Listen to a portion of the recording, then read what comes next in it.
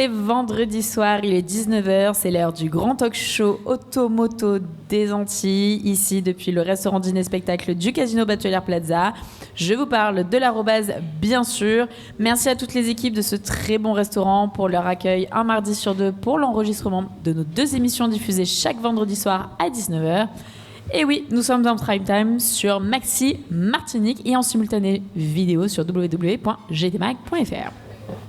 Merci à Speedy Martinique, merci à gtmag.fr, merci à Label Web qui s'associe à moi pour souhaiter un bon dîner spectacle à tous les clients qui viennent manger avec nous tous les 15 jours à l'arrobase dans le légendaire rond-point Batelière. Nous parlerons ce soir automoto comme chaque vendredi à l'exception de JM qui est en déplacement professionnel et qui nous laisse donc aux commandes de cette belle émission. Et oui, et donc merci d'accueillir bien évidemment Yona Namrit qu'on applaudit bien fort. Bonsoir Yona. Je parle également d'Éric Rouget à nos côtés ce soir. Bonsoir Eric. Jimmy Thomer, bien évidemment le retour du bon élève. Et bien évidemment Nicolas Aron. Bonsoir Nico. Et bien ce soir nous parlerons des résultats records de Ferrari et du magnifique geste envers ses employés. On verra ça tout à l'heure. Yona Namrit nous parlera également de l'entreprise française Valeo. Elle nous en dira un petit peu plus. Qu'est-ce que tu en penses, Yona ? En fait, surtout au niveau des systèmes d'aide à la conduite. Je ne spoil pas, je ne développe pas. Sur les ADN, voilà, sur les systèmes d'aide à la conduite, nous allons voir ça. Jimmy Thomer qui nous parlera à son tour de l'astuce pour comment choisir ses pneumatiques. Oui. Ah oui, ça, il va nous faire sa petite rubrique Speedy. Comme d'habitude. Comme d'habitude. Éric Rouget, bien évidemment, nous parlera des critères pour choisir son assurance auto. Et oui. Et eh bien, nous allons finir avec Nicolas Aron qui nous parlera de l'évolution du marché de l'automobile. Tout à fait. Petit coup de frein pour les véhicules électriques en 2024, mais on a de l'espoir pour 2025. Eh bien voilà, nous y sommes.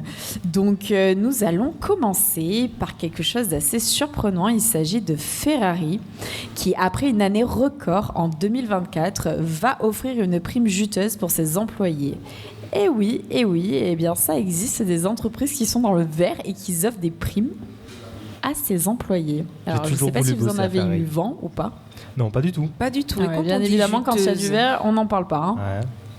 Est-ce que tu en as entendu parler, Jimmy ? J'ai eu la surprise de recevoir sur mon compte en banque, effectivement. Donc voilà. Alors, il s'agit de Ferrari qui se montre plus que généreuse avec ses employés. L'information n'est guère neuve, mais que leur prime de fin d'année ne cesse de grossir. Ça fait déjà plusieurs années que l'on voit des chiffres doublés en termes de primes, donc c'est quand même incroyable. Voici qu'il y a de quoi mettre du baume au cœur pour les quelques 5000 personnes œuvrant à l'ombre dans les usines de Maranello. Fin 2023, les employés du prestigieux constructeur italien avaient déjà perçu la somme record de 13 500 €. Au terme de l'exercice 2024, Ferrari a livré 13 752 modèles, soit une hausse de 0,7% sur l'année précédente. Conséquence, le bonus pour chacun et chacune des travailleurs s'élève à 14 400 €. Alors, c'est comme annoncé par le PDG de la marque, Benedetto Vigna, lors d'une rencontre avec des journalistes. Selon l'agence de presse Lanza, eh bien, la prime est assez conséquente. Donc, ça fait quand même plaisir de voir que certaines entreprises le geste donnent. est beau, il y a des dividendes. Mais c'est ça, en fait, parce qu'elles pourraient ne pas forcément donner ne serait-ce que autant, parce que c'est quand même de très, très belles Je pense que c'est un bon exemple pour pas mal d'entreprises qui pourraient faire ça parce qu'elles ont des gros dividendes et que personne n'en reçoit le bénéfice si ce n'est les actionnaires. Exactement. Lol. Et quelle nouveauté en 2025 ? Eh bien, Ferrari s'apprête à franchir un cap en 2025 avec son premier modèle tout électrique. Question look, c'est encore un petit peu la bouteille à encre parce que plusieurs vidéos laissent entrevoir un prototype dont la silhouette annonce une sorte de berline assez compacte, et bien plus haute que les précédentes supercars de la marque. Donc, est-ce que ça va plaire ? Est-ce que ça va être en décalage un petit peu ? Est-ce que ça va être en décalage ? Est-ce que ça va plaire justement aux super lovers de Ferrari ? Nous allons voir ça. Mais je pense que toute nouveauté est bonne à prendre, surtout quand on voit la qualité de cette marque. Je pense que rien n'a été laissé au hasard. Et bien, en attendant de la voir arriver ou de connaître son nom, des rumeurs en provenance d'Italie suggèrent que la future Ferrari électrique coûtera environ, je vous laisse annoncer un chiffre. Nicolas ? 13 500 €. Ouais, voilà. Je pense que... En fait, c'est la prime, ça. On est sur la prime. Yona, il y a une petite idée ? 30 000 ? What ? Mais de quoi tu parles, Yona ? Quoi ? Reviens parmi nous. Yona, reviens parmi nous. Je pense que tu n'étais pas avec nous. Des pneumatiques. Allez, vas-y, refais-la. J'étais en train de vous demander quel serait le prix de la future Ferrari électrique. Ah oui, effectivement, 30 000 €. C'est le pneu, oui. Oui, voilà. Tu peux avoir 3 portes avec... Oui, clairement. 3 portes, alors, t'es gentil, toi. 5 millions. Oui, non, mais alors... non. Oui, non, Yona, on reste quand même connecté à la planète Ferrari, Terre. Justement, imaginons qu'elle soit beaucoup plus connectée avec des systèmes d'aide à la conduite. On parlait du petit boost. Non, alors on n'y est pas du tout. Yona, on n'y est pas du tout. Je visualise. Non, Eric. Je sais pas, 230 000 €. Ok. Et toi ? Ouais, je tournerais entre 200, peut-être moins de 200 000, sans doute. Full électrique, c'est ça, hein. Un prix attractif pour un prix attractif. Alors, Yona a tapé un petit peu ouais. trop et vous tapez un petit peu trop bas. On est sur 400. environ 500 000 €. Ah ouais, quand même. Ça fait un demi-million, c'est quand même pas rien. Ouais. Quand même. On est quand même sur quelque chose d'assez conséquent. Alors on verra une full fois qu'elle électrique, sortira. Pour une pile Elle est électrique. prévue, donc sortira également en 2025, la F80. Alors, vont-ils continuer avec les voitures thermiques du coup ou non finalement ? Eh bien, c'est une question qu'il faudra poser à Ferrari, mais c'est vrai qu'elle tend de plus en plus à électrifier ses gammes pour pouvoir justement permettre d'attaquer le marché avant que cela soit obligatoire. Donc là, on est vraiment quand même sur des hypercars et c'est vrai que les prix sont quand même assez... ça touche le plafond. Ça fait cher la pile hein, quand même. Hein. Ça fait C'est cher clair. la pile, c'est ça. Ouais. 500 000 On a boules, parlé de Bugatti dans la dernière émission, là, Ferrari, là, on touche des sommets quand même. Eh oui, mais il faut bien verser les primes. Luxe, voilà, et voilà. Il faut bien verser les prix, mais bon. Porsche avait fait ça une année pendant longtemps. Porsche versait de belles primes aussi à ses employés. Hein, il y a quelques années. À belle prime. Et là, pour en revenir, 2024 a dépassé tous les objectifs initiaux parce qu'on parle d'un chiffre d'affaires net en croissance de près de 12%. À 6,68 milliards d'euros. Son bénéfice net, quant à lui, a bondi de 21% pour atteindre 1,53 milliard d'euros. On en parle ou pas C'est incroyable ce contraste entre les difficultés de vivre actuellement et des véhicules comme ça. Mais même, qui arrivent, sans parler en fait des énorme, difficultés en fait, de la vie chère, je parle juste aussi du secteur automobile qui est dans ça, le exactement. rouge en ce moment, qui n'est Il pas est dans sur... le rouge parce que c'est pas facile d'acheter une voiture. Déjà. Et là, Oui, Ferrari ça c'est uniquement c'est uniquement pour les marques, pour les groupes de prestigieuses.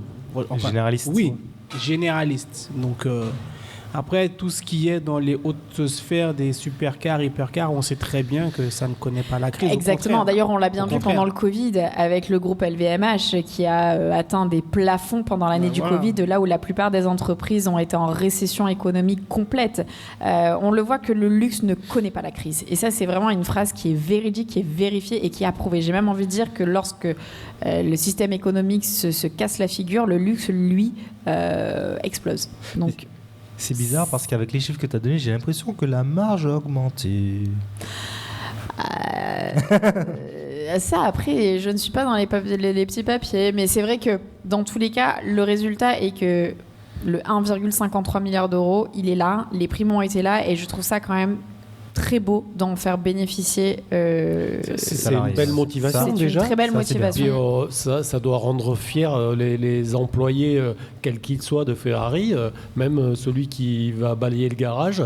Je trouve que c'est un beau remerciement. C'est prestigieux, voilà. C'est corporate. Ils ont tout compris dans la mentalité qu'il fallait. Exactement. Exact. Faire de sa Monsieur ressource Ayotte, humaine. si vous nous écoutez. voilà, s'il vous plaît, si vous avez Tu un vas petit avoir message. des problèmes, toi. En tout cas, faire Voilà, j'ai envie de dire que Ferrari devient un exemple pour tous. Sur ce, ben, la fallait question le qui dire. fâche, ou c'était peut-être celle-là. Voilà la question qui Ah, fâche. L'affirmation qui fâche. L'affirmation du qui soir. fâche. Alors, bon, la dernière fois, ce n'était pas Yona qui a ouvert le bal, mais ce soir, ce sera Yona. En avant toute, madame, la question qui fâche. Alors, merci pour cet honneur. Attention, j'espère ne pas avoir des regards foudroyants tout de suite. Hein.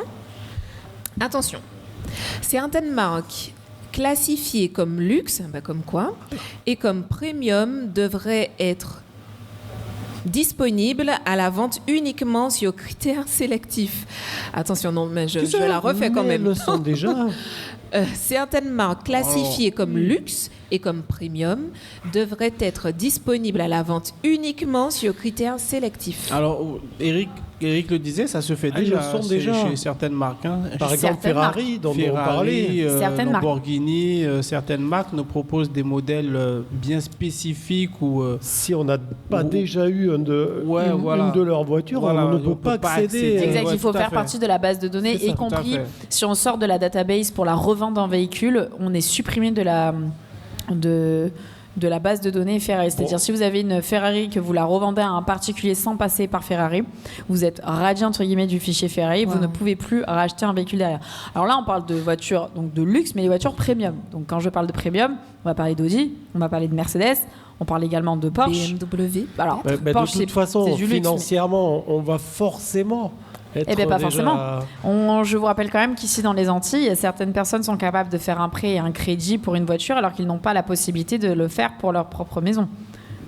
On voit certaines personnes qui roulent dans des voitures pas possibles, mais qui n'ont pas les moyens, presque, j'ai envie de dire, de l'alimenter. Alors justement, moi je trouve la question super délicate parce que sur quels critères se baser pour sélectionner son Un critère client un d'imposition. propriétaire. Alors si c'est unique, S'il peut payer. bah oui, mais à mon avis ça sera pas le seul critère. À partir du moment où quelqu'un peut t'amener un chèque, je pense que on est content de lui vendre un véhicule. Donc je pense que c'est surtout une histoire d'image. Et donc si on parle de l'image du client, je repose la question sur quels critères s'appuyer pour sélectionner son Eh bien, client. certaines marques le font. Jeune et beau déjà. comme nous tous ou Par exemple, Jaguar a déjà souhaite, sur du long terme, être beaucoup plus sélectif, donc réduire certains points de vente aussi, et être beaucoup plus sélectif pour pouvoir vendre des véhicules. Pas, n'importe qui ne pourra pas acheter une Jaguar, même avec l'argent et le chèque sur la table. Alors, on le voit déjà que certaines marques le font déjà, par exemple avec Ferrari. Maintenant, j'ai envie de dire, si on passe au premium, donc à des voitures comme BMW, des voitures comme Mercedes, des voitures comme Audi, qui ont quand même une certaine catégorie de véhicules dites luxueuses, voire hypercars, est-ce que le commun des mortels, juste avec un chèque ou une billetterie de loto, pourrait se dire je m'offre la voiture de mes rêves? Mais du coup, est-ce c'est qu'on ne touchy. frôle pas un petit peu avec le côté discriminant ou alors du côté de C'est l'entreprise franchement discriminant quand même.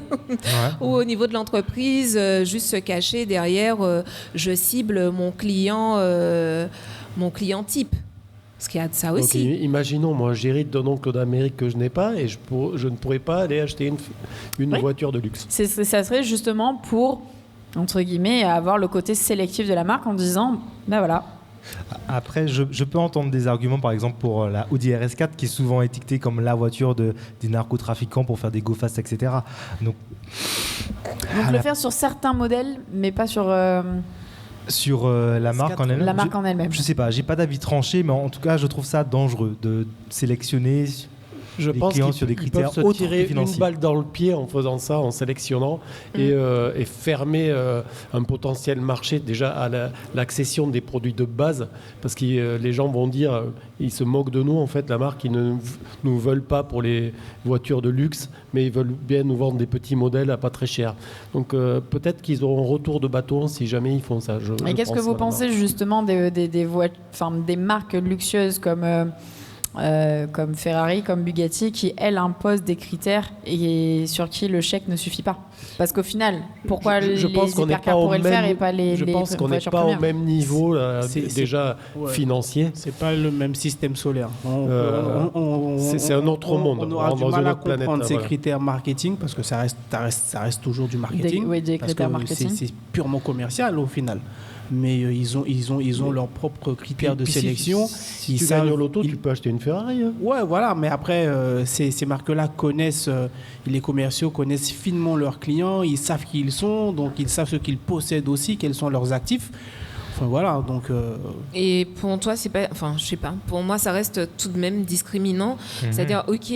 Nous, on le voit. Qu'est-ce qui. Nous, on le voit comme ça, mais parmi tous les propriétaires de Ferrari, je suis pas certain qu'il y en ait un qui se dise ah ouais, on l'a appelé lui, on m'a pas appelé moi.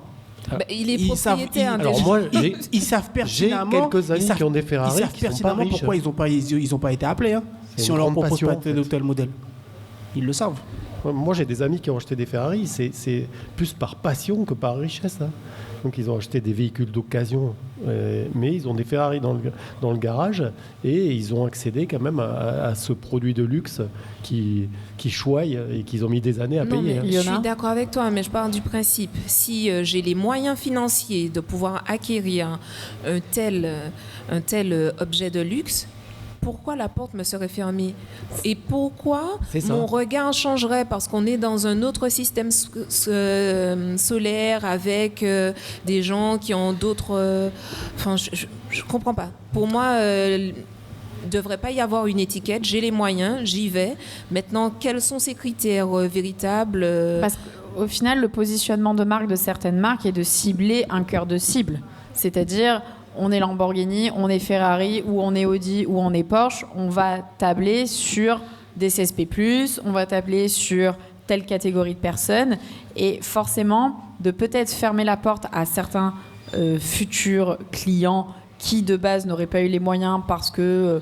un héritage, parce qu'une rentrée d'argent qui sort de... Moi, j'irais vers la marque qui m'accueillerait. De toute façon. De toute J'irais façon. pas vers l'autre marque. Oui, mais justement, ça serait-ce pourrait que permettre par, à certaines marques d'avoir ce côté très exclusif et rendre la marque La encore plus... désirabilité. La désirabilité. C'est ça. C'est-à-dire que, attention, Mais si moi, je demain les quelqu'un roule avec une Ferrari, mais qu'on sait que la Ferrari n'est pas accessible. Alors là, c'est un petit peu un mauvais exemple parce que déjà Ferrari est très sélectif. Mais comme tu le dis, n'importe qui avec un chèque peut aller dans une concession et acheter une Ferrari. Et Exactement. Alors c'est vrai que la marque peut être dépréciée à l'instar de Lacoste où effectivement Exactement. à un certain moment c'était... Louis Vuitton, Est-ce que Ferrari Louis Vuitton est a déprécié énormément pour autant? Non. Mais ce que je veux dire par là, Il y a normalement, il y a pour moi, certaines c'est marques le qui ont marché vraiment qui devrait pouvoir dégringolé. écrémer. C'est pas... Enfin, après, chaque personne voit midi à sa porte, mais effectivement, j'ai les moyens et je peux m'offrir ces produits. Why not? Bah après, ça peut être un enjeu marketing de dire justement, je prends le parti de fermer la porte à certains clients pour justement rendre mon produit beaucoup plus désirable et avoir une image de marque qui est beaucoup plus Le résultat valorisée. se ferait ressentir que dans quelques années sûrement en plus, hein, donc pas immédiatement. Sur l'image, sur le nombre de clients, sur tout. Ça ne va pas être instantané, même s'ils choisissent cette voie-là. Nicolas n'est pas tout à fait convaincu. Oui, la question est délicate. Parce que, en fait, c'est la notion de critères, moi, qui me dérange. C'est un côté déviant, sur quels critères s'appuyer, etc. Si, pour des marques telles que Ferrari ou autres, il n'y a pas de problème, puisque le nombre de véhicules produits est limité de base. Donc, ils ne sont jamais en manque de clients, il y a toujours une liste d'attente, il n'y a pas de problème. Donc, ils sélectionnent, OK. Mais pour des marques plus... Entre guillemets, premium, ouais, voilà. qui sont Premium, premium. voilà. Audi, voilà, ils produisent des millions de véhicules par an. Pourquoi, quel intérêt véritable ils auraient de choisir de limiter l'accès à leur marque en fonction de certains critères? Et s'ils choisissent de partir sur cette option-là, encore une fois, sur quels critères s'appuyer? Donc tu penses vraiment qu'il faut dissocier dans tous les cas la vente premium de la vente luxe C'est ça, en ouais. disant vraiment Ah oui, c'est ça, deux moi, je schémas pense que complètement sur le différents premium, et le totalement, premium ne c'est doit pas pas la même chose. essayer de calquer Non. C'est pas la même Non, chose. Oui, sinon, non, je ça pense que marcherait je pas, je boycotterais même la marque, moi. Ah ouais, c'est pas la même chose, c'est totalement différent. Eh bien, écoutez, ça tombe bien parce qu'on va faire une petite pause publicitaire et on va essayer de tous se mettre d'accord sur cet écran pub, même si je pense que personne ne le saura. Et on se retrouve d'ici quelques petites minutes.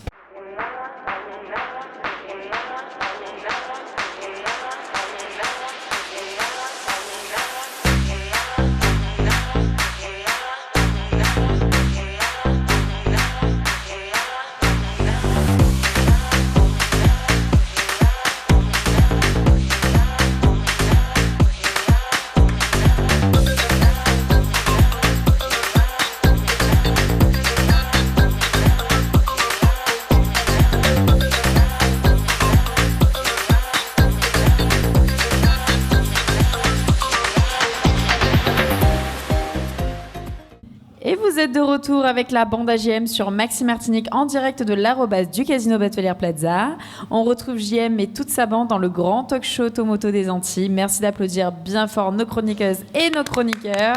Hello. Merci surtout à nos fidèles partenaires. Je parle bien évidemment de Label Web, de Speedy Martinique et de ses 7 centres de réparation, le Casino Batelière Plaza, l'arrobase du Casino Batelière Plaza et gtmag.fr. Eh bien, nous reprenons après cet écran publicitaire une thématique assez sympathique parce qu'on va parler d'une entreprise française. Et il s'agit, Yona, de Valeo et nous allons parler également des aides.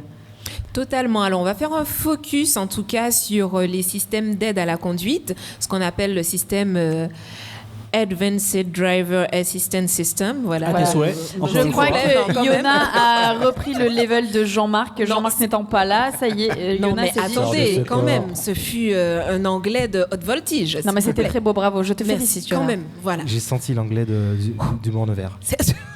Waouh, Nicolas, On J'aime salue les gens du nos Morne-Vert. J'aime les gens du Morne-Vert. Olivia, si tu nous écoutes d'ailleurs. Bisous, bisous. En tout cas, pour revenir au sujet, c'est un ensemble de technologies qui aident à la conduite et qui rendent les voitures plus sûres et plus intelligentes. Donc, en fait, on va imaginer que c'est un copilote électronique qui va aider à éviter les accidents et à faciliter la vie au volant. Donc, comment ça marche? Le plus souvent, le système utilise des caméras pour voir ce qui se passe autour de la voiture, des radars pour détecter les distances avec les autres véhicules, des capteurs pour analyser la route, les panneaux, les piétons, un ordinateur de bord qui prend des décisions en temps réel. Mais alors, me direz-vous, quelles sont les principales aides du système? Ouais. Voilà. Bon, ben écoutez, on peut avoir déjà le freinage d'urgence automatique. D'accord, tout le monde connaît. Oui, moi je l'ai en marche avant et en marche arrière. d'ailleurs. waouh. Et d'ailleurs, c'est surprenant hein, quand ça freine et qu'on s'y attend pas. En plus, ça freine très très fort. Ouais, ouais. C'est déstabilisant. C'est clair. C'est très déstabilisant. Alors, juste pour... Bon, là, il y a les- des passages de téléphone, je comprends pas ce qui se passe. J'ai l'impression d'être à une cour de récré avec des Non, élèves ce sont qui se des passent leurs mauvais devoirs. élèves, ce sont... Non, on vous Ah, tape sur mais les non, doigts, là. voilà. Bien Ils sûr, ont oublié de Eric. travailler, ils ont oublié de Enfin. travailler, alors ils Allez, s'échangent leur c'est leur pas petite grave, c'est pas leur grave. petite fiche. Allez, on petits t'écoute mots, là, Yona, dans on les t'écoute, trousses. Yona, on Donc en t'écoute. fait, le freinage d'urgence, hein, vous l'aurez compris, la voiture va freiner toute seule pour éviter l'accident. On aura aussi l'alerte et le maintien dans la voie. Donc si la voiture dévie de la trajectoire sans clignotant, grâce à ce système, vous pouvez être remis sur la bonne route avec une vibration en fait au niveau du volant. Si la route est bien tracée. Si la route est bien tracée. Oui, aussi. Bienvenue, Amada. Régulateur de vitesse. Ah, l'autre. Le régulateur de vitesse Elles sont adaptatif. Bon, ben en fait, c'est comme un régulateur de vitesse intelligent. Il ralentit et accélère automatiquement en fonction de la voiture qui est devant vous. La détection des angles morts.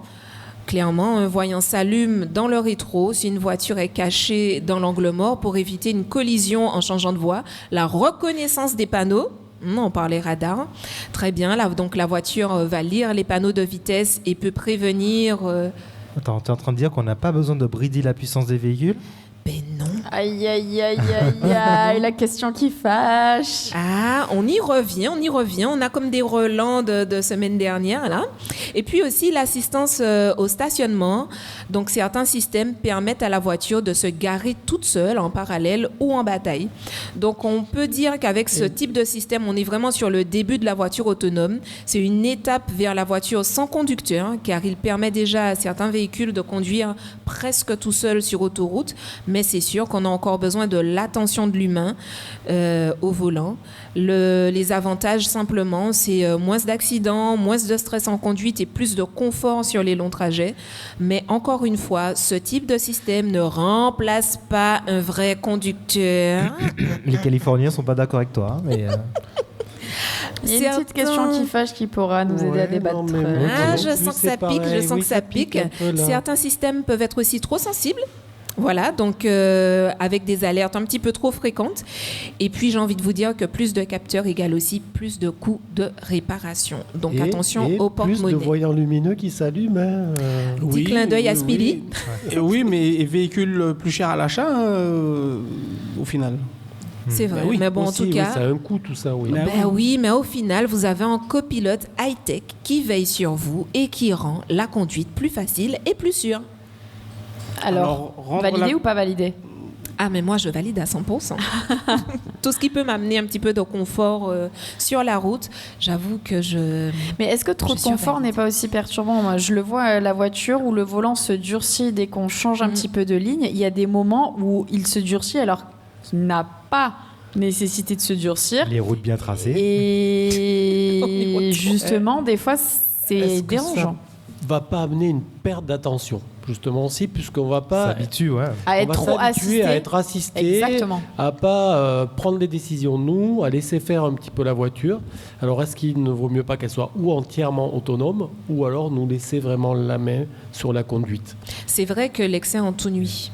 Alors moi je vais te dire par rapport à la moto par exemple, les motos ont beaucoup d'électronique maintenant et d'aides au pilotage qui sont vraiment énormes. Et en fait, ces aides au pilotage rapprochent le mauvais pilote du bon pilote. Et si on donne une moto à un mauvais pilote qui date de quelques années, mais son espérance de vie va être très courte en fait, parce qu'il est tellement habitué à se faire aider lors des accélérations, des freinages, et il va se tuer. Je l'ai vu en course de côte, par exemple. J'ai vu des pilotes qui vont relativement vite, mais en fait, qui n'ont pas de limite parce qu'ils laissent gérer l'électronique. Voilà. Et s'il y a la moindre panne, ils vont tomber. Ouais, ils perdent leurs moyens. Se faire ils perdent leurs moyens. C'est comme tous les nouveaux automobilistes qui sont aidés par toute la technologie aidante dans les véhicules. C'est nécessaire à l'heure actuelle, oui, mais est-ce que ça aide vraiment tous les conducteurs? Je suis pas sûr. Tout bêtement, tu disais pour l'aide au stationnement, par exemple. Donc si on a directement, quand on est jeune, on en parlait tout à l'heure, une voiture avec de l'aide au stationnement, est-ce qu'on va réellement apprendre à se stationner tout seul? Non. Quand tu dois faire je vais dans le même sens qu'Éric, quand tu dois faire un démarrage en côte, tous les véhicules ont cette technologie qui te permet de démarrer en côte avec une facilité déconcertante. Le jour où ça ne fonctionne pas, et je l'ai souvent vu avec d'autres automobilistes, c'est la panique totale. Combien d'automobilistes à l'heure actuelle savent réellement faire un démarrage en côte? Sur une voiture automatique, je ne vois pas comment on ne peut pas avoir d'aide au démarrage en côte sur une voiture automatique. Alors, hormis ça. Parce que sur une voiture automatique, désolé, mais il manque une pédale pour gérer l'embrayage. Oui, mais même non, ça peut se gérer en automatique. Mais même les voitures automatiques où tu as malheureusement un dysfonctionnement de celle-ci et où tu dois passer sur les 3 premières vitesses qui sont en bas lorsque tu actionnes ton levier de vitesse 1, 2, 3, si tu ne sais pas comment ça fonctionne, tu es perdu aussi. Donc est-ce que ça t'aide Après, est-ce que ces situations-là sont assez fréquentes pour dire que ça peut nous porter préjudice? Je ne sais pas, parce que c'est quand même censé être une partie défaillante qui n'est pas censée être défaillante. Donc, et qui défaille malheureusement. Moi je ne veux pas dire régulièrement, mais encore une fois, c'est de l'électronique et toute électronique est défaillante à un moment ou à un autre. J'ai eu de la chance. Je suis monté dans une voiture autonome. En fait, c'est un minibus. Ce sont des essais de la RATP qui étaient à côté de Saint-Julien, où j'étais affecté, qui faisaient dans une zone industrielle, des essais d'un petit véhicule autonome qui était capable de porter 7 ou 8 personnes à l'intérieur. Donc, quand je suis passé dans la zone, il y avait des ingénieurs là, et ils m'ont dit, si vous voulez, vous pouvez monter à bord du véhicule. Donc, en autonomie, pour le coup, là. Et ça fonctionne très bien. En fait, les véhicules s'arrêtent quand ils détectent une autre voiture. Il y avait de la circulation. Non, mais c'est pas pour rien qu'aux États-Unis, les voitures autonomes sont de plus en plus présentes. C'est pas pour rien. Donc c'est belle. Donc on va vraiment vers ce futur-là, mais là on ne conduira plus. Ça sera pas du tout la même chose. Et on enlèvera l'erreur humaine, je pense, qui est la cause du plus grand nombre d'accidents. Est-ce que tu veux encore préciser quelque chose, Yona ? Non, en fait, c'était juste pour réagir. C'est vrai, je vous rejoins. C'est vrai que quelquefois, on peut être trop dépendant de la technologie. Mais en même temps, on est dans une ère où, de toute façon, on va vers des choses beaucoup plus assistées. On parle d'IA, beaucoup plus poussées. On parle de robotisation. Et donc, je me dis qu'on suit de toute façon l'évolution, la progression à chaque fois des systèmes. Puis arrivera un jour où, de toute façon, tout est cyclique. Et il faudra...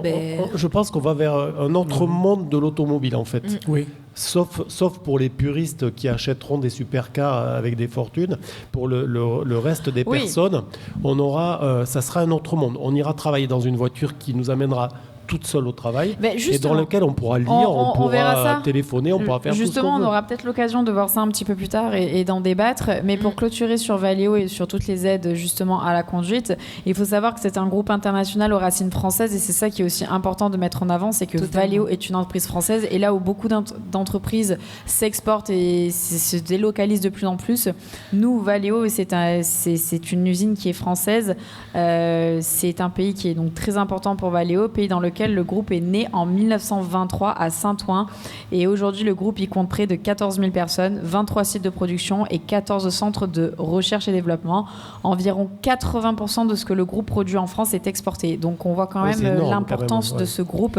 Et c'est quand même une fierté française de pouvoir avoir un groupe aussi important sur le marché. Est-ce que les salariés ont eu la même prime que Ferrari ? Très bien. La question qui fâche. Yona, qu'est-ce que tu veux dire ? En fait, juste pour abonder dans ton sens, c'était simplement dire également que 30% des voitures neuves dans le monde sont équipées de la technologie de système d'aide à la conduite de Valeo. Donc là encore, on voit que c'est quand même une marque de poids. Le reste est copié par les Chinois. Et maintenant, j'ai envie de dire la question qui fâche. Nicolas, elle est pour toi. La question qui fâche, la question qui fâche. Attention. Si on tombe sur le... J'essaie de comprendre. Alors, il devrait être interdit de laisser rouler des voitures sans permis sur nos routes. C'est quoi que tu ne comprends pas ? C'était mon écriture. Oui, voilà, c'était l'écriture que je ne comprenais pas. Allez, redonne-moi ça. Tout à fait d'accord. Non, alors, j'ai un avis partagé. Nous avons toujours des avis partagés. Voilà, pour plusieurs raisons. Premièrement, alors, dans le cas de la Martinique spécifiquement, normalement, les voitures sans permis ne se roulent pas sur les autoroutes. On a une route qui s'appelle A1, donc techniquement, les véhicules ne devraient pas rouler dessus. Comme les trottinettes. Voilà, comme les trottinettes. Et la différence, en fait, entre la vitesse max de ces voitures sans permis et les voitures, entre guillemets, normales, est trop importante. Et je pense même que c'est un risque pour la circulation. Et la spécificité de l'île avec les mornes. Et la spécificité... Alors là, laisse tomber. Et il y a un deuxième point que j'aimerais souligner, c'est la formation de ces gens qui roulent ces véhicules sans permis. Donc, il me semble qu'on doit être juste titulaire d'un BSR. Voilà, BSR. Est-ce suffisant pour circuler sur la route? Je suis d'accord. Je ne pense pas que ce soit suffisant aussi Eric? pour circuler. Je ne pense pas que ce soit suffisant pour circuler sur la route non plus. Surtout que c'est accessible donc à l'âge de 16 ans. Donc est-ce qu'on a la maturité pour c'est 14 hein, même. 14 j'ai entendu, ouais. Ils ont baissé là? Ah ouais, moi j'ai entendu. Est-ce qu'on a la maturité d'aller sur la route avec un véhicule à 4 roues à cet âge-là? Sachant qu'en plus, bon nombre de véhicules sont débridés aussi, puisque c'est limité à 45 normalement. 50 km/h, oui, comme les scouts. Et du coup, ça va bien plus vite quand on les croise sur la route. Et l'autre souci qu'il y a, c'est que quand des gens n'ont plus le permis, c'est-à-dire pour des infractions graves ou pour des alcoolémies par exemple, ils vont se tourner vers ce type de véhicule. Et j'ai envie de dire justement, pour l'infraction, est-ce que cette personne doit se retrouver encore une fois sur la route? Parce que certes, le véhicule est bridé, donc il n'y aura pas d'accident, on va dire, de vitesse. Mais quand bien même tu roules demain à 40 km/h dans une résidence ou dans un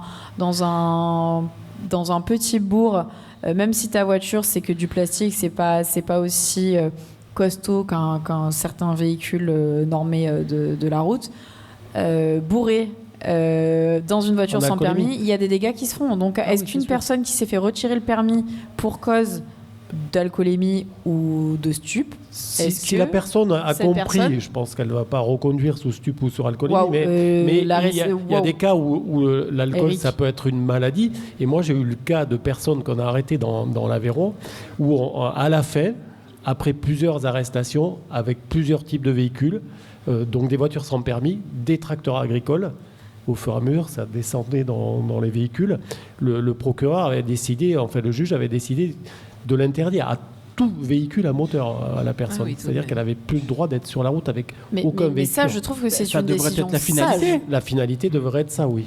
Tu es pris en état d'alcoolémie ou la voiture sans permis devrait être accessible uniquement pour... On te retire ton permis et tu n'as plus le droit de conduire quel que soit le type de véhicule à moteur électrique terminé. Voilà. Tant que... voilà. Si on te retire le permis de conduire, on ne te permet plus de conduire. Enfin... Exactement. Voilà. Aucun véhicule. Alors Yona est assez partagée. Alors j'essaye de voir les choses par une autre lunette. Donc là, on place plutôt le faisceau sur des personnes qui ont commis des infractions, et qui se relaient en fait, qui se retournent vers ce type de véhicule. Mais du coup, est-ce qu'il pourrait y arriver une personne qui d'emblée décide de ne pas aller vers un véhicule aussi élaboré, normé pour la route, et qui déciderait simplement parfois pour des questions de budget, pour des questions de facilité. Alors, il faut quand même savoir qu'une voiture sans permis, il reste quand même relativement onéreuse. Si on en veut une minimum qui tient la route, on est quand même sur des budgets de 10 à 15 000 euros la voiture sans permis. Donc une voiture d'occasion sur le marché, on en trouve à 6-7 000 euros. Donc... entre une voiture d'occasion qui a toutes les sécurités, les aides à la conduite et une capsule, on va dire... J'ai vu des personnes qui avaient peur de la vitesse de la voiture, etc., qui se tournaient vers des voitures sans permis parce que justement, elles étaient limitées, elles n'allaient pas très vite, donc ça leur semblait plus... T'inquiète, on va lui donner une petite capitanto, elle n'aura pas peur de la vitesse. Ça, moi, je lui ça garantis. leur donnait un peu plus de... Ils avaient l'impression que c'était plus sécurisant pour eux. Alors, et même pour certaines personnes âgées, excuse-moi, pour certaines personnes âgées qui, notamment, quelquefois perdent effectivement on va dire le sens beaucoup plus pointu sur la route, est-ce que ce serait pas aussi... je sais pas, franchement, je lance le Nicolas, papier je vois, il hoche la tête, il est pas... On t'écoute. Ouais, il y a plusieurs sujets. Tu t'en as lancé un avec Eric, c'est la sécurité. Justement, ces véhicules-là ne sont pas réputés pour leur sécurité. Ils peuvent se retourner facilement. Je pense que sur un crash test, une voiture sans permis, malheureusement, on a peu de chances de survivre à un accident face à face avec un autre véhicule. Ça, mais si ces véhicules-là sont commercialisés et roulent sur route ouverte, c'est qu'ils ont passé des tests de crash test. C'est qu'ils sont homologués pour rouler. Donc, et tu parlais des personnes âgées, mais est-ce que, pareil, on va leur dire peut-être de ne plus conduire parce que c'est dangereux, ils vont se retourner vers ce type de véhicules-là, mais ils vont peut-être se mettre en danger et peut-être causer un accident parce qu'ils n'ont plus les capacités de conduire et se tournent vers ça, mais c'est quand même un véhicule, de nouveau, ça reste un véhicule qui va être sur la route. En même temps, pour faire le lien avec la partie motard, les nouvelles motos, les petites motos là, qui commencent à pondre partout, Mais on est un petit peu aussi. Quelle moto parle-tu? Oui, de quelle moto parles-tu? C'est pas Des motos qui Les petites pondent. voitures électriques, Voilà. les petites Des motos motos qui électriques. motos électriques, là Exact. Ah ouais, Ah, c'est d'accord. différent, c'est pas considéré. Pourtant, c'est sur la route aussi. On va avoir les trottinettes, même si effectivement, tu expliquais que les trottinettes normalement ne sont pas homologuées pour la route. Mais attends, En tout alors, cas, certaines. les motos électriques sont des motos avec permis. Elles sont, Ouais, parce elles que toi, sont est-ce que tu homologuées. parles pas des et, mini-motos, toi? Les mini-motos. Ouais, les Ah oui, mais alors mini-motos ça, sont ce pas sont les homologuées. scouts Les motos 50. n'ont Ça, pas ce sont les droit. scouts 50. Ces véhicules-là n'ont pas droit d'être sur la route. Elles ne sont pas homologuées. Bon. Tu en vois beaucoup en Martinique, certes, mais C'est ça. elles n'ont rien à faire sur la route. C'est comme un quad qui n'est pas homologué, qui n'a pas de plaque. C'est un véhicule. Pas de feu, pas de Tu n'as plaque. pas le droit de voilà, circuler. les motocross, qu'ils appellent les compètes, n'ont pas le droit D'accord, d'être sur la dommage. route. Les mini-motos, je pensais Eh effectivement. eh bien, on aura l'occasion d'en reparler un petit Dommage. peu plus tard, parce qu'il y a d'autres questions qui fâchent, qui tournent un petit peu autour, qui fâchent. Je vous laisse repenser à tout ça après un petit temps de pause et de publicité. À de suite. À toutes.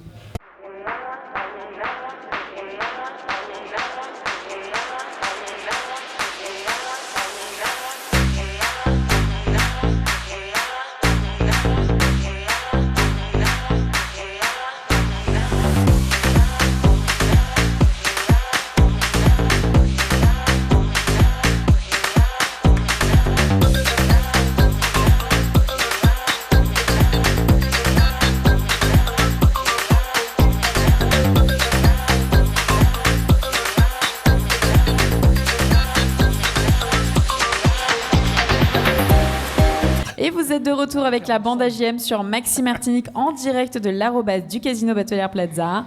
On retrouve JM et toute sa bande dans le grand talk show auto démo. Oula, ben voilà, ça y est, c'est la fin de l'émission. Je sais pas. La fatigue. Voilà, JM la bafouille n'est plus là, c'est moi qui reprends le relais. Justement, JM n'est pas parmi nous. Et Il on est lui en fait des bisous. Et on lui fait plein de bisous. Merci d'applaudir nos chroniqueuses et nos chroniqueurs. Et surtout, merci d'applaudir nos fidèles partenaires. Je parle bien évidemment de Label Web, de Speedy Martinique, du Casino Batelière Plaza, de gtmac.fr et de l'arrobase du Casino Batelière Plaza. Alors, nous allons repartir sur une chronique intéressante avec Monsieur Speedy, et je nomme bien évidemment Jimmy Tomer. Ce Speedy, non. Je nomme bien évidemment Jimmy Tomer qui va nous parler justement, ce soir, avec ses conseils, comment choisir ses pneumatiques. Grande question. Grande question, parce grande que question. c'est... Jimmy, si tu as besoin pour les pneus moto, je suis pas mal. Ouais, je sais. Allez, on t'écoute, Jimmy. Dis-nous comment en 2025 on s'équipe. Mais pour choisir ces pneumatiques, enfin, c'est pas une grande science, hein. C'est juste un petit peu d'attention, un petit peu de rigueur, prendre le temps de regarder le carnet d'entretien de son véhicule parce que c'est noté dedans, ainsi que le manuel d'utilisation. Donc vous avez différents types de pneus en fonction des conditions météorologiques, de votre style de conduite, du type de véhicule que vous utilisez. Ce qui est important, c'est de pouvoir identifier la taille de votre pneu. Pour ça, vous avez, donc, comme je l'ai dit tout à l'heure, le manuel d'utilisation de votre véhicule dans lequel est indiqué le pneu adéquat à votre type de véhicule. Et vous avez également la petite plaque qui est apposée sur le montant de portière de votre voiture. Pour certains autres modèles, ça peut être au niveau de la trappe à essence, où vous avez toutes les indications techniques liées aux pneus que vous devez avoir sur votre véhicule. Ce qu'il faut retenir, c'est que pour chaque véhicule, vous avez une dimension qui est préconisée pour celui-ci, ainsi que deux informations que l'on appelle les indices de charge et de vitesse, qui sont signifiés par un nombre et une lettre. Celles-ci doivent être respectées parce que dans le cadre du contrôle technique de votre véhicule qui est fait, Nicolas, la quatrième année et tous les 2 ans. Voilà, après le premier... Oui. Je reviens sur ce que tu as dit sur les questions de vitesse. C'est vraiment important parce que si on met un pneumatique qui n'est pas prévu pour un véhicule qui va rouler beaucoup plus vite, le pneu peut exploser carrément. Tout à fait. Donc c'est vraiment une sécurité. Mais on ne parle pas aussi assez. Alors oui, bien évidemment, il y a des spécificités techniques sur lesquelles on ne peut pas déroger, mais il y a aussi des spécificités d'amélioration de performance et de qualité. Est-ce qu'on va partir sur un Pirelli P0, même sans parler d'hypercar ou de la gomme n'est pas la même. Ou est-ce qu'on va partir sur un Dunlop, ou est-ce qu'on va partir sur des Hankook. Enfin, je veux dire, il y a aussi certaines marques aussi chinoises sur le marché que je ne connais pas et que je pense très peu de personnes connaissent. Il y a des marques qui sortent un petit peu très régulièrement et dont on ne connaît pas forcément le nom, qui sont des bonnes alternatives financières.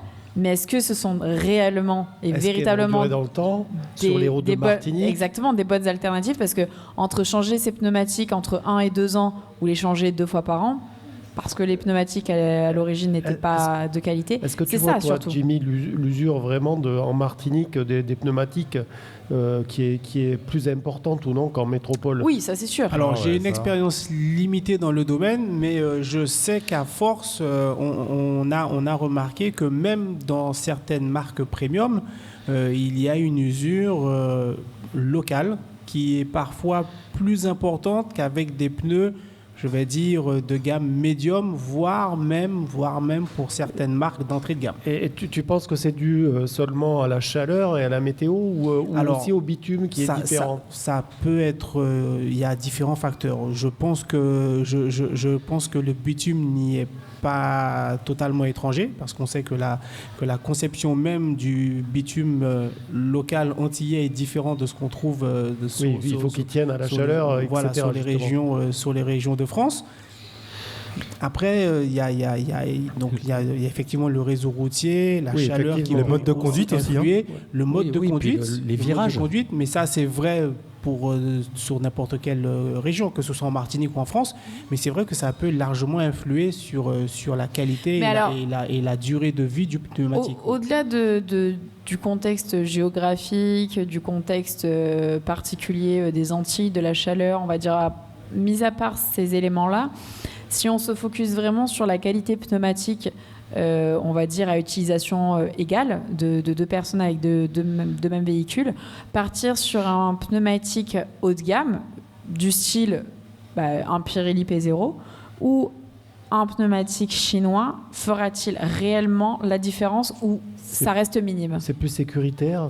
Alors, la différence se fera.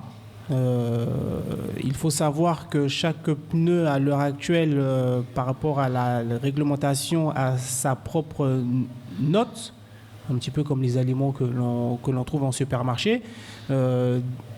Ces informations-là, vous pouvez les avoir auprès des différents techniciens des centres Speedy dans lesquels vous rendrez, et vous pouvez demander aux personnes de l'accueil de vous donner la classification de chacun de ces pneus. Les pneumatiques ont effectivement cette note par rapport à leur tenue de route, par rapport à leur distance de freinage, à leur consommation en carburant, parce que ça joue également, la qualité du pneu joue sur la consommation de carburant. Elle joue également sur le niveau sonore de roulement de celui-ci sur le bitume. Donc autant de critères qui peuvent influer l'achat final et qui, effectivement, suivant la marque du pneu, peuvent directement jouer sur la sécurité. Il y a une chose qui est assez importante ici, c'est la qualité sous la pluie, notamment en moto, parce qu'il pleut. Avec les grains que nous avons, il faut que... Donc il faut des pneus quand même. Tu parlais des P0 par exemple. C'est des pneus qui sont sportifs, mais qui ne vont pas tenir sur les revêtements qui sont mouillés. Mais dans la classification des pneus, il y a effectivement une ligne qui est, si je me rappelle bien, adhérence sur sol mouillé et freinage. Voilà, et la classification va de la lettre A à la lettre E. Donc, de toute façon, le plus important, c'est quand même que tu mettes le pneu à la bonne pression, non? Le plus important, c'est effectivement mettre le pneu à la bonne pression. Pression qui est aussi notée sur votre véhicule, je le répète, sur le montant de portière de celui-ci ou pour certaines marques, sur la trappe à essence ou encore sur le carnet d'entretien et le manuel d'utilisation. Attention, ne gonflez pas vos pneus systématiquement à 2,5. La phrase magique que l'on entend un petit peu partout. À combien je dois gonfler mon pneu? À 2,5 bar. Non. Regardez sur votre véhicule, c'est noté. Un pneu surgonflé, ce sera une surconsommation de carburant. Un pneu sous-gonflé, ce sera la même chose, il y a une perte d'adhérence. Regardez bien ce qui est indiqué pour chaque véhicule, pour chaque pneu de celui-ci.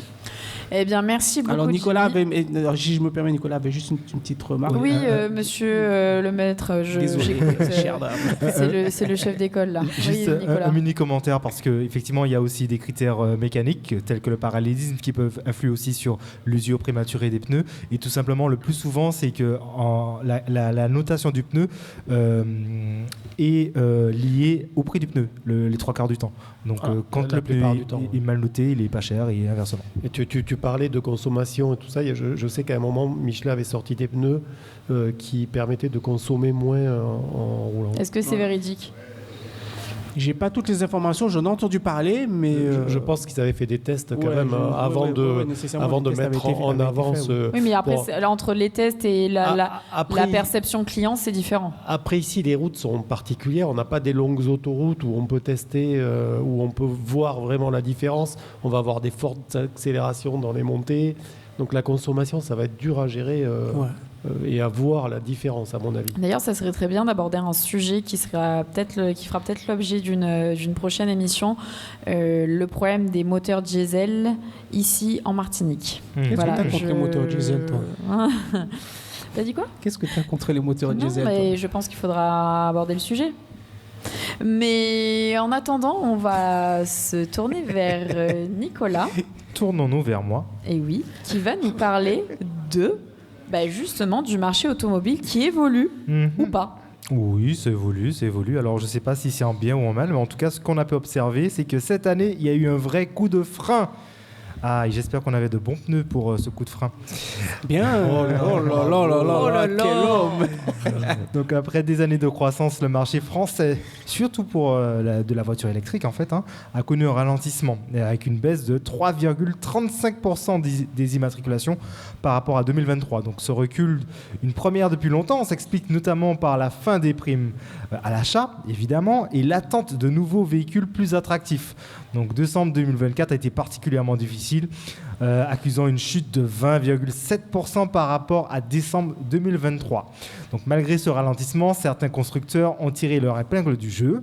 On peut citer Tesla qui a boosté ses ventes en fin d'année pour se conformer à la loi CAF, propulsant le modèle Y en tête des ventes en décembre avec près de 4807 immatriculations.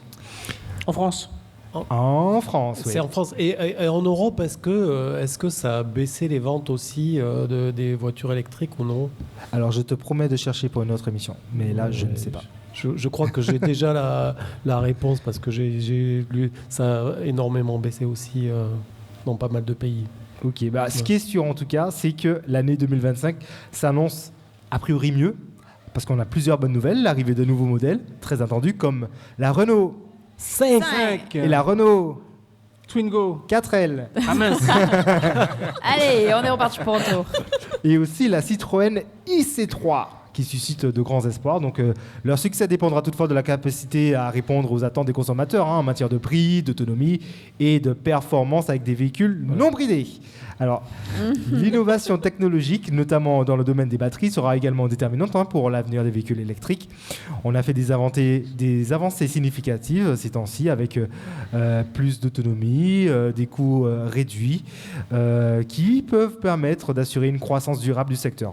En 2024, on peut dire que c'est un tournant pour les véhicules électriques en France. Le marché est en pleine mutation et est confronté également à de nouveaux défis. Donc, beaucoup de rebondissements, beaucoup de lancements de nouveaux modèles et de fortes progressions technologiques. Bon, ce qu'il faut retenir, c'est qu'en 2024, on a une baisse de 3,35% des immatriculations, une chute de 20,7% des immatriculations en décembre 2024 par rapport à décembre 2023. Je tiens à préciser, sauf chez Ferrari. Sauf, effectivement. Ouais. Tesla Model Y qui est en tête des ventes en décembre 2024 avec donc 4807 immatriculations.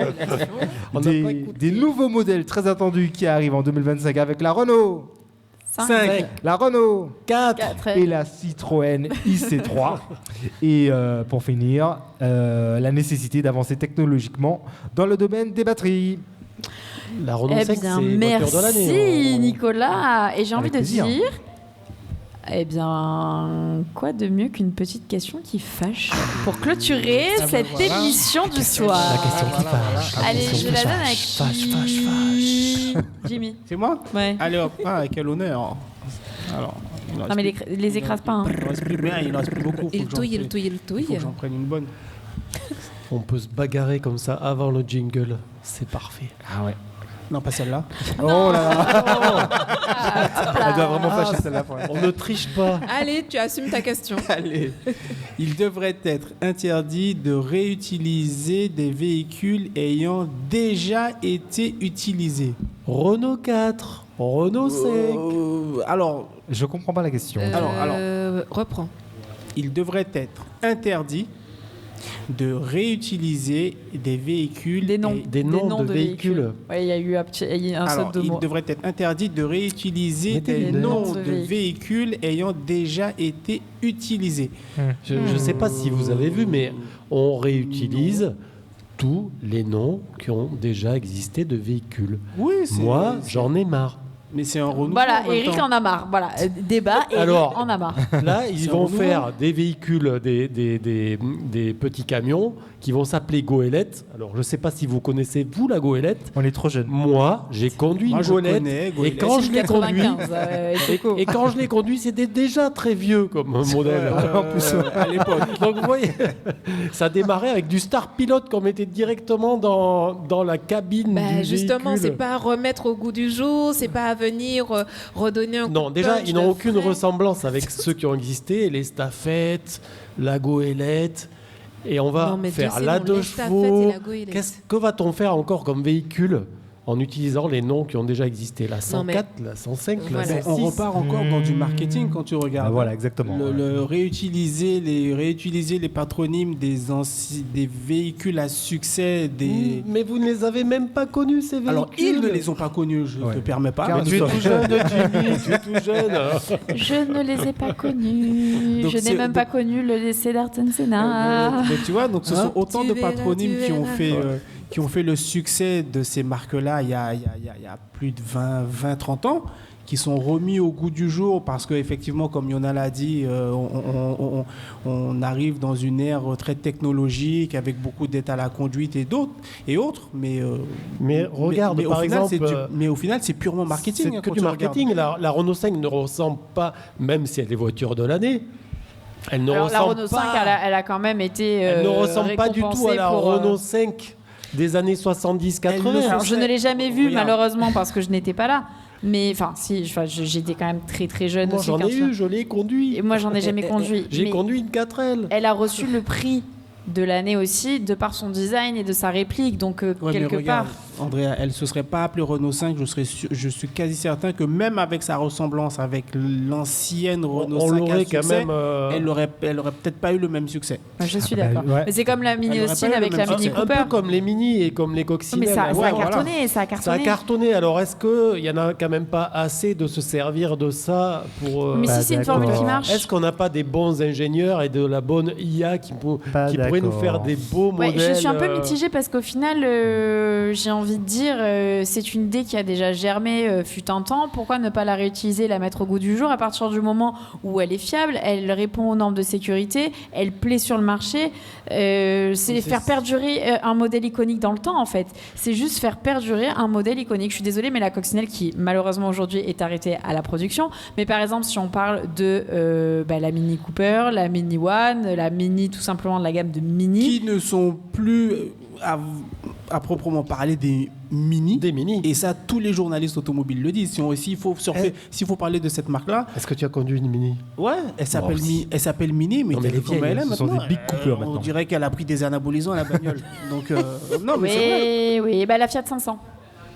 Même chose. Ah, c'est pareil, elle est électrique maintenant. La Fiat 500, comme on D'accord, mais l'appelait parce avant, qu'on on est l'appelait obligé maintenant de passer à Mon l'électrique. grand-père avait une Seat de Nous l'époque. sommes obligés de Comme la Fiat 500. Oui, mais le Eric, modèle nous Fiat. sommes obligés de passer à l'électrique, ça va devenir Oui, une norme. bien Donc sûr, à un bien moment sûr. donné, oui, on passe sur Fiat 500 Mais électrique, changeons de mais nom. c'est juste la motorisation qui change. Mais déjà, la motorisation de base avait changé comparé Regarde à la Fiat 500 initiale.